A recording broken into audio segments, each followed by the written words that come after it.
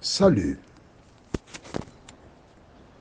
Les éditions spéciales sont réalisées en fonction des différents reportages que des personnes m'envoient. Et un grand nombre de personnes m'envoyèrent donc cette petite vidéo où j'ai écouté avec beaucoup d'attention mon ami Jean. En effet, il y a quelques années, nous avions une émission le matin sur Martinique Première ou RFO à l'époque avec Albert, lui et moi, sur le marché du parc floral. Et quand il dit « je m'y suis mis à la prière », ce n'est pas une comédie, ce n'est pas le carnaval. Quand il indique qu'il semble que M. Decorne, et il mentionne le diable, semble prendre le dessus, je crois fermement que le Créateur des cieux et de la terre parle à travers Jean. J'ai la certitude que celui qui a dit « Je suis avec vous tous les jours » déclare dans la parole que si celles et ceux qui étaient censés avertir le monde est endormi,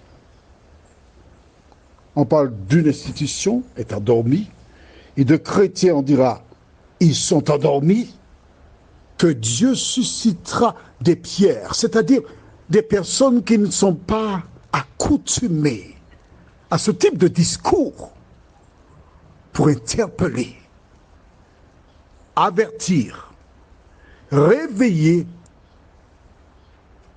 des personnes parce que l'heure est grave. Aujourd'hui, nous voyons, sauf nous périssons. Juste avant, prions. Seigneur, le profane ne comprend pas ce qui se passe. Mais celui qui est étudiant, diligent, acharné de la parole, reçoit cette petite vidéo comme une piqûre de rappel. Parce que tu as utilisé Jean pour réveiller tes enfants. Que le Saint-Esprit continue de nous éclairer et qu'il nous dirige à travers la compréhension de la parole. Nous t'en prions au nom de Jésus et pour ta gloire éternelle. Amen. Jean a mentionné la foi. Nous verrons cela demain si Dieu nous prête vie. Mais juste aujourd'hui, sauve-nous, nous périssons. Quand nous entendons des lois qui sont votées et appliquées en Allemagne, dans l'Hexagone, la réaction de certaines personnes, et les médias parlent très peu de ces réactions. Les réseaux sociaux ont pris le pas. La question que je te pose est la suivante, elle est toute simple. Comment expliques-tu que les journalistes qui jadis avaient pour rôle d'informer se taisent? Pose-toi la question. Quand Jean déclare qu'il semble qu'il est en train de prendre le dessus, il semble. C'est vrai qu'il semble. Quand on voit comment des lois sont votées, on est en droit de se poser des questions.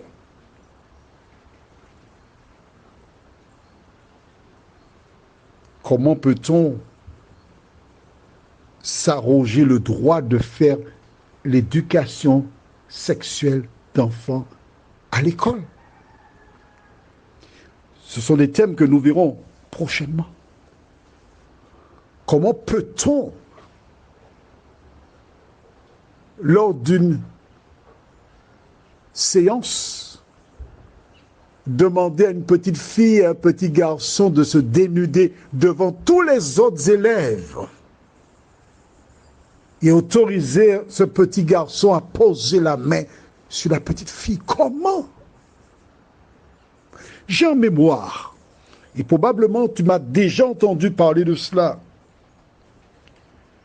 Quand j'étais enfant, il y avait la morale qui vole un œuf, vole un bœuf, et d'autres maximes.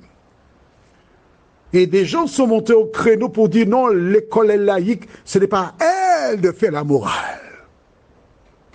Aujourd'hui, les dirigeants estiment que ce sont eux qui doivent faire l'éducation sexuelle des enfants. Cela me fait penser à une expérience de la Bible que nous trouvons dans l'Évangile selon saint Matthieu au chapitre 8. Et je lirai à partir du verset 23 jusqu'au verset 27. Il monta dans la barque et ses disciples le suivirent. Et voici, il s'éleva sur la mer une si grande tempête que la barque était couverte par les flots. Et lui, il dormait. Les disciples s'étant approchés le réveillèrent et dirent « Seigneur, sauve-nous, nous périssons !» Il leur dit « Pourquoi avez-vous peur, gens de peu de foi ?»